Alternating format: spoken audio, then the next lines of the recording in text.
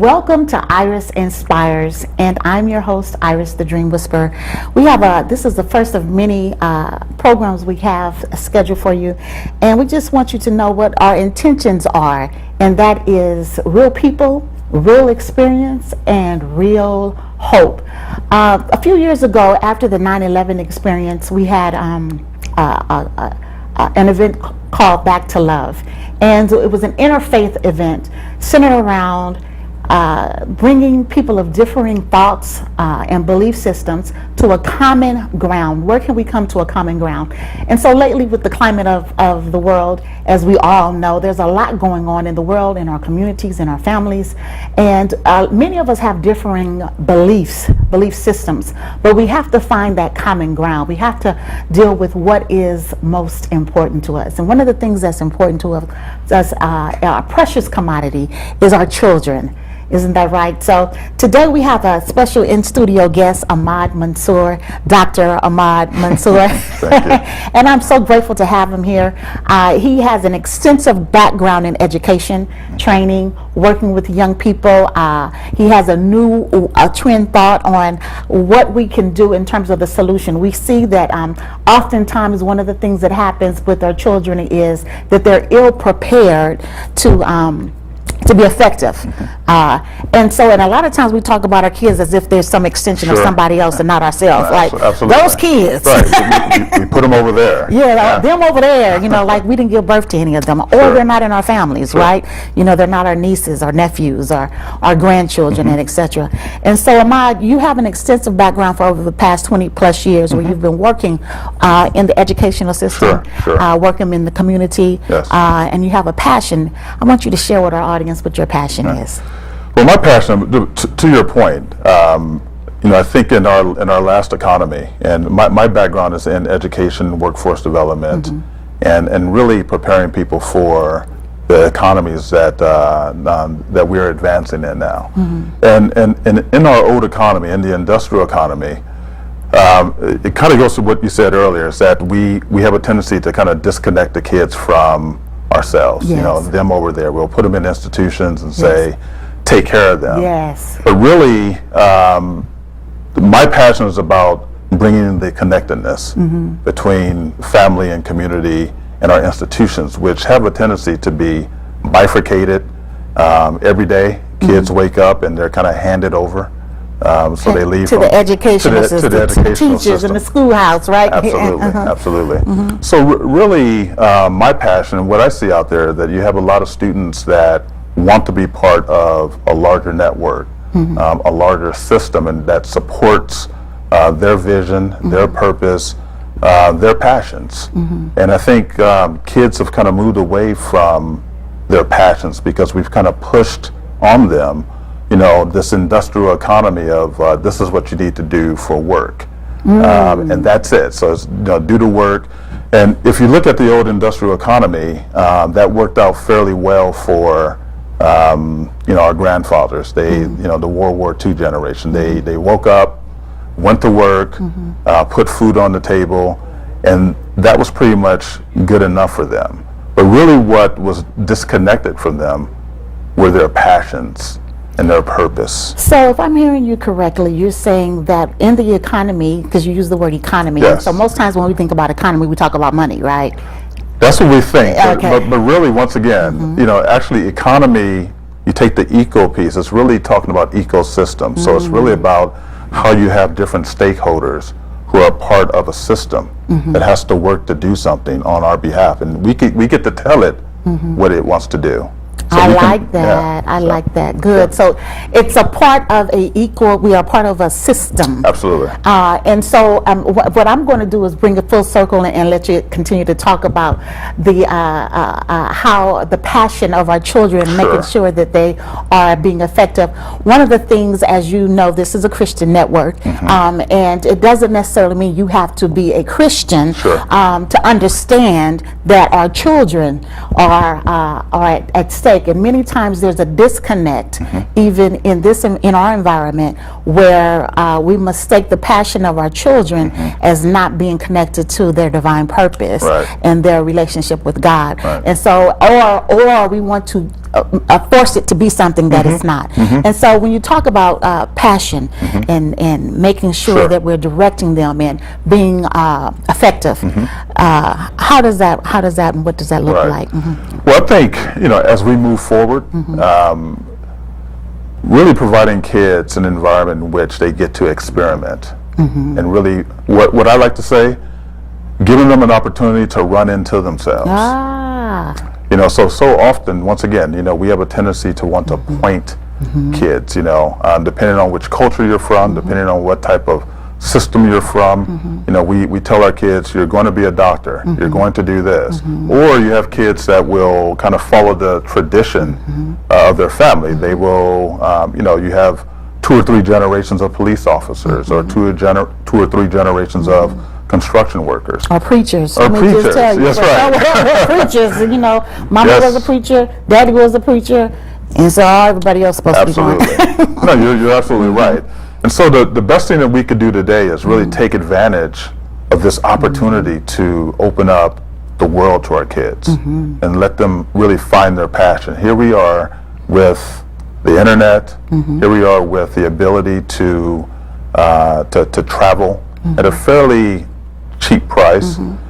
We have an opportunity to really connect with anyone we want and design experiences that allows for our kids to kind of experiment. But in order for a kid to actually experiment and really find their passion, we have to allow them to do what I call fail forward. That's interesting. Yes. You're saying fail forward.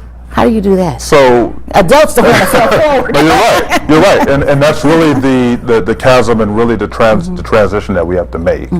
But in order for a kid to really find out, once again, run into themselves, they have to have an opportunity to take up different activities and try different things to see if it works for them. And if it doesn't, if they fail at it, that's totally fine, because it's really about the practice of learning.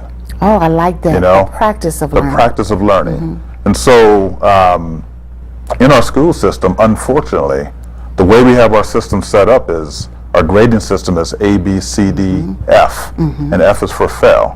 And so you're really talking about a system that does not encourage students to fail forward, because failing is a stigma. It's the scarlet letter.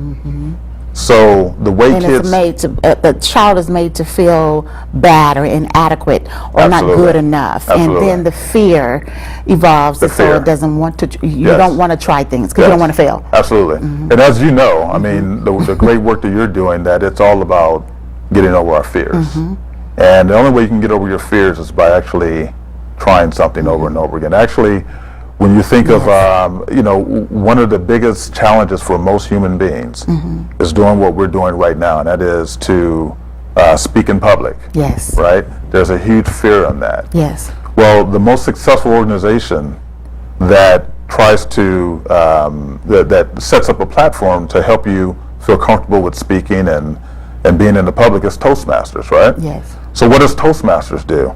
From day one, they put you right on stage. Yes, they do. They want you to fail forward in that process, to get comfortable with the idea that your environment, it's not going to melt you down. You're not going to, crumble. Life is not going to be over. Yeah, it's not going to be over. So, but that's something that we have to cultivate in ourselves. That's a certain type of practice that we have to develop. And one more thing I'll say on this is that that's really the nature of our workforce for tomorrow and today is really failing forward. We're moving into an entrepreneurial economy, and the thing about being an entrepreneur is that you have to feel comfortable with taking risk. Yes.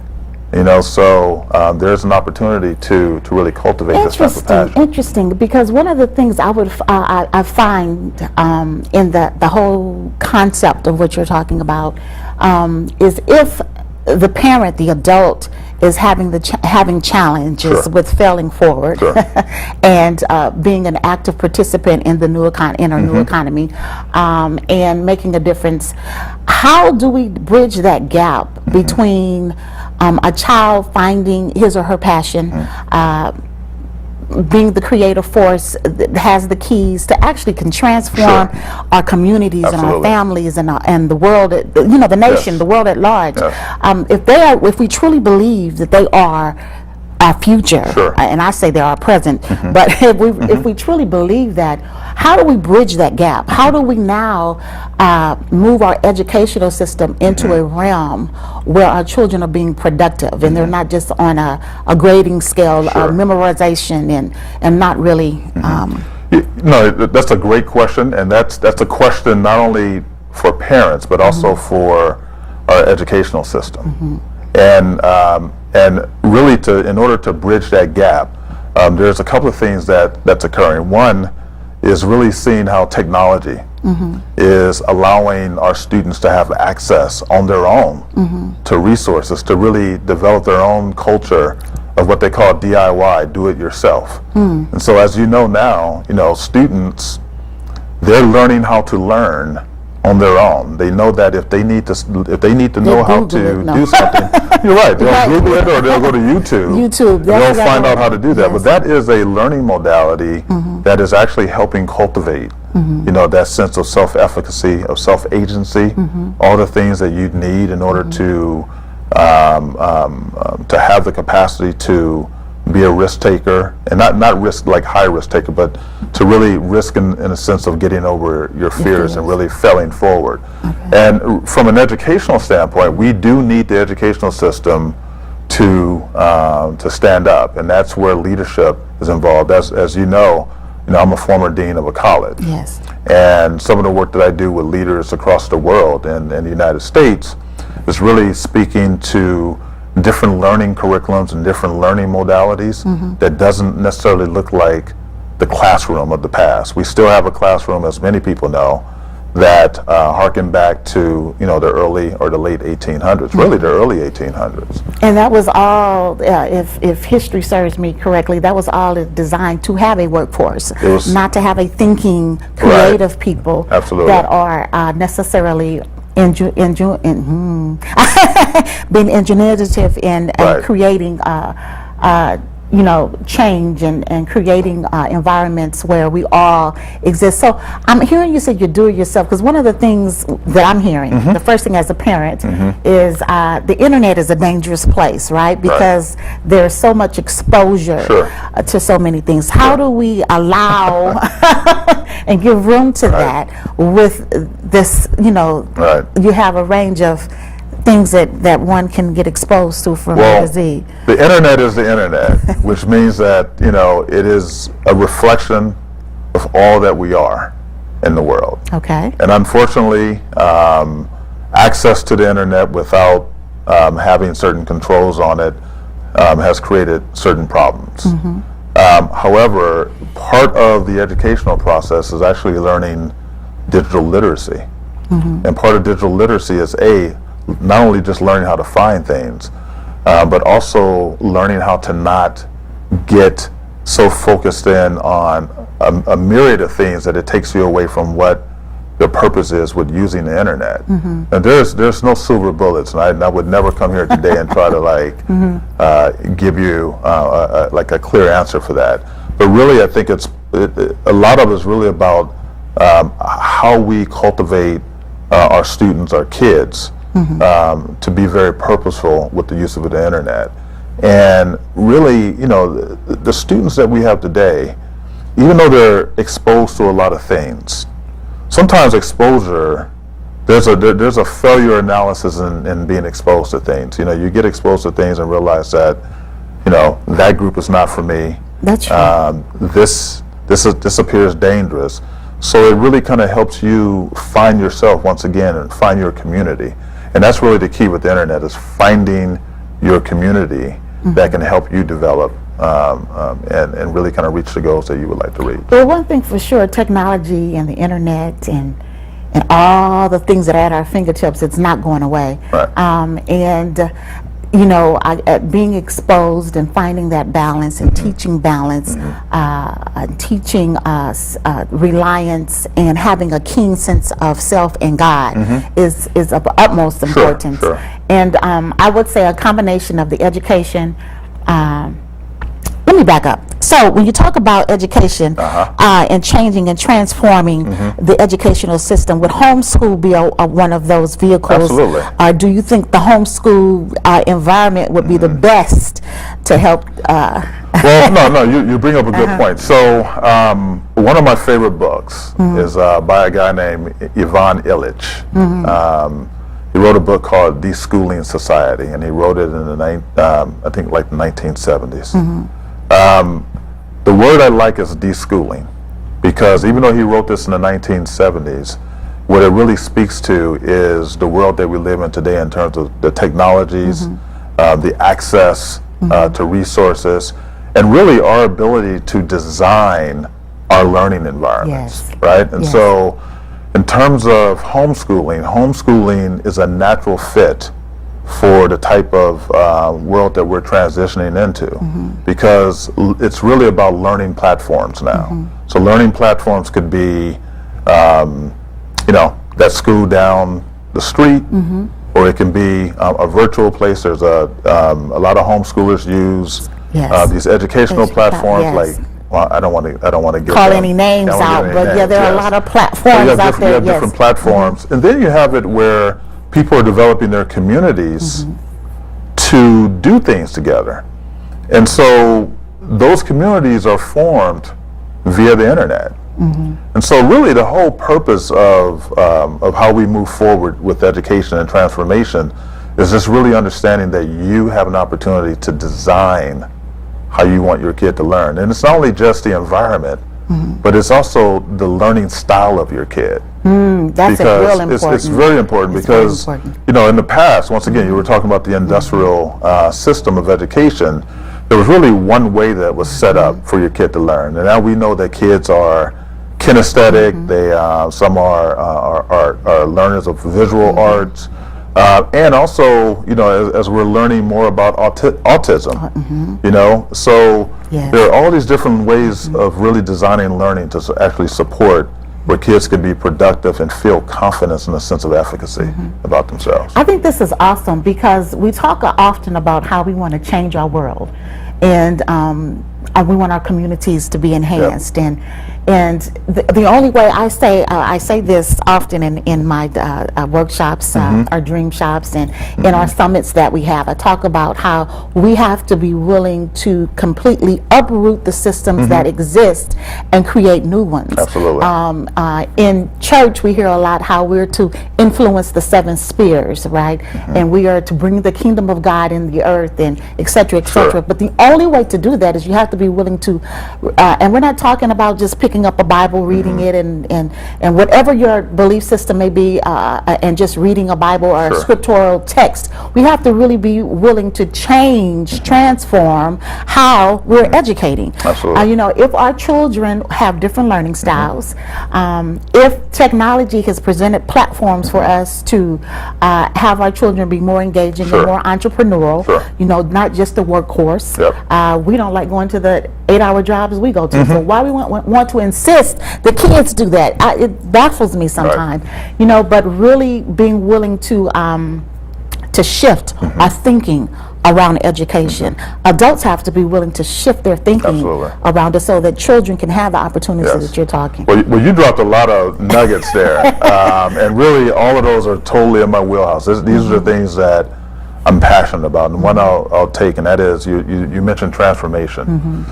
We need to have absolute transformation of our school systems, and part of transformation means that we can't just be blindly committed to old educational models just because we have special interest in it.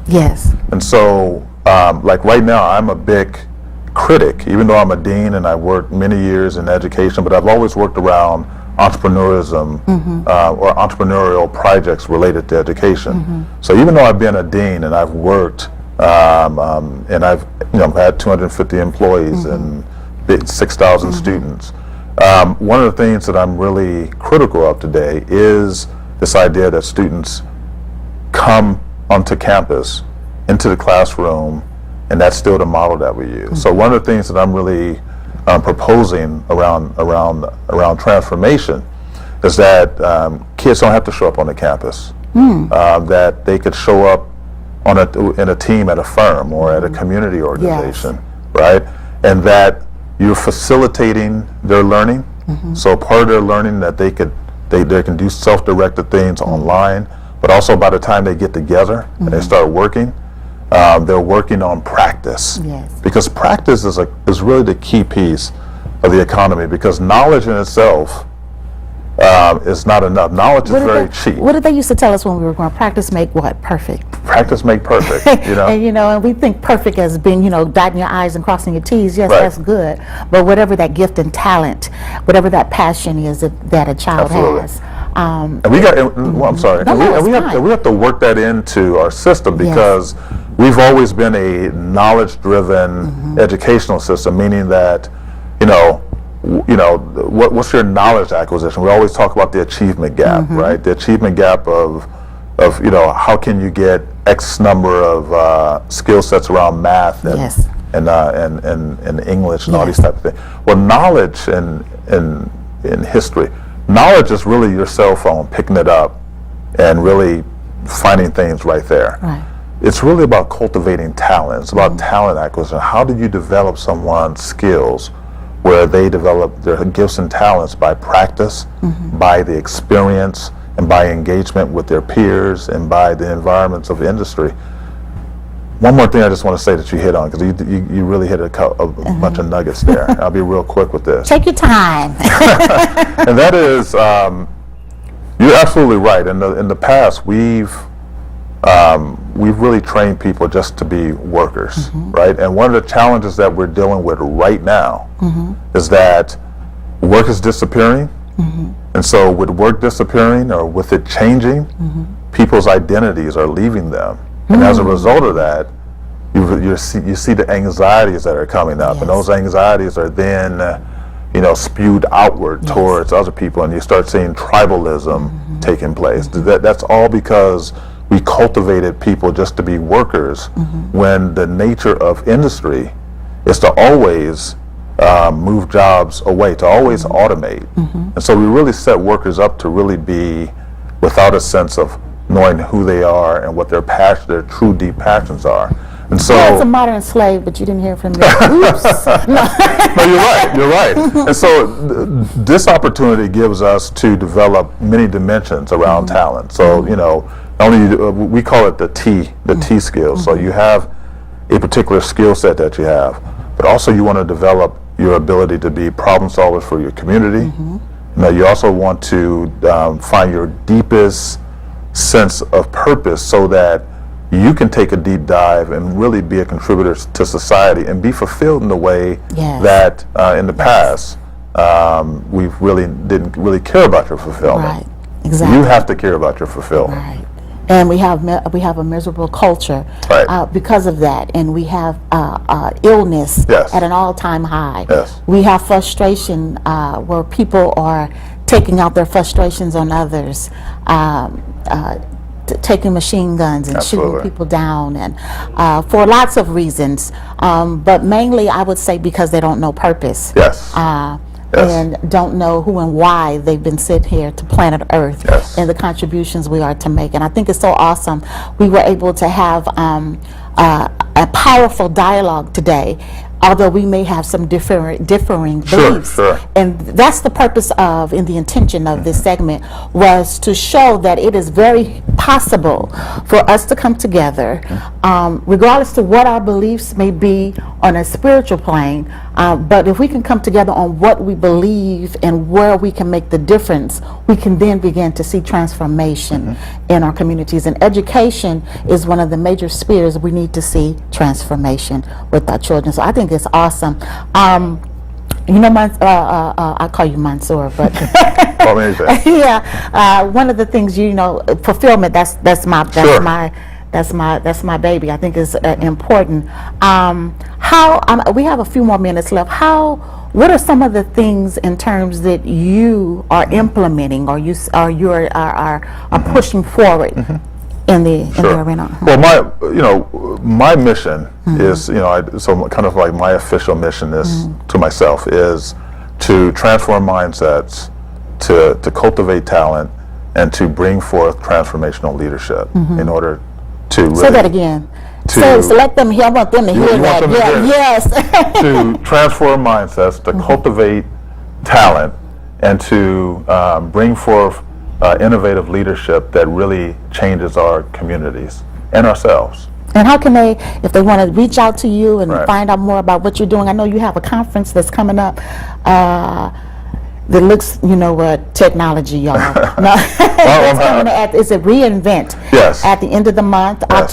scheduled for October the 17th. Yes. So give a little information about Sure. that. Well, the name of my company is called the Urban Economy Group. That's right, Urban Economy Group. So we're a global consulting and venture firm. And you asked me earlier about what am I doing. So one of the projects that we're working on is called Next Leaders, what we call NXTL. And that program is actually set up to work with students of color to really help them develop and cultivate themselves as global talent so that they can be competitive in our economy and actually go back into their neighborhoods with the same skill sets that people are learning at the highest level. And so that's a program that we're putting forth and we're getting funding for. And yes, so I will be speaking at the reInvent conference, a reInvent event, which is actually with Lieutenant Governor Newsom, Yes. who some say will be our next governor. I'm sure there's some that says has something to say about that. Yeah. But also former Michigan Governor Governor Granholm, who obviously come from a state that has the old industrial model. So it'd be very interesting. Awesome. Well, I'm going to thank you so much for stopping in on our first thank you show very much. I'm here glad to be at iRiS Inspires, the first of many. I think, again, before I give a wrap up, give them the name of your company one more time. Sure. And it's reinvent.net is where they can find information about It's reinvent.net. They will initially, after they do the event, because it's an invite-only event, they will then post the event online. Perfect. And so, because they're trying to create dialogue around the future of work. So that's the topic, is the future of work. So I'm at urbaneconomygroup.com. urbaneconomygroup.com. Yes. So I want to say thank you, Dr. welcome. Ahmad Mansur. Thank you for coming out today. You know, as I was saying, it is our intention to make sure that we bridge the gap. Real people, real experience, and real hope. We can only find that hope when we are willing to open ourselves up to hear and listen what others have to say. And then, you know, my grandmother used to say, and my mother used to say, you got to take the bones out and eat the meat and take the bones out, right? And so we have to learn how to do that, regardless to what the difference is. Our children are our most precious commodity, and we often complain or talk about how the educational system is not living up to our standards in terms of how they're educating our children and what is going on in the schools and how legislation is allowing certain things to happen in our schools. Well, I submit to you that we have alternatives, and we heard today some alternatives of how we can make a difference and transform the educational system so that our children can experience their passion and not get stuck in a job or any circumstance or situation that they do not like. You don't even like it, so why are you pushing them to be in it? You know. So any closing inspirational remarks? Well, I'll just say this. This may not be aspirational, inspirational, but hopefully it is in a good way. So you're right. Us as workers, our generation, the latest poll is like only 13% of people would say that they actually really like their job. 13% say they like it. So we got work to do, people. We can do this. It's a matter of opening ourselves up and remembering that you are the miracle. You are cause in the matter, and your voice matters. Thank you for tuning in to iRiS Inspires. God bless.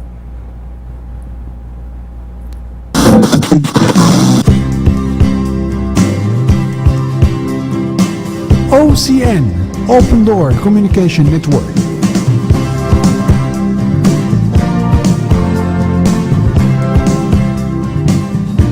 Our frequency.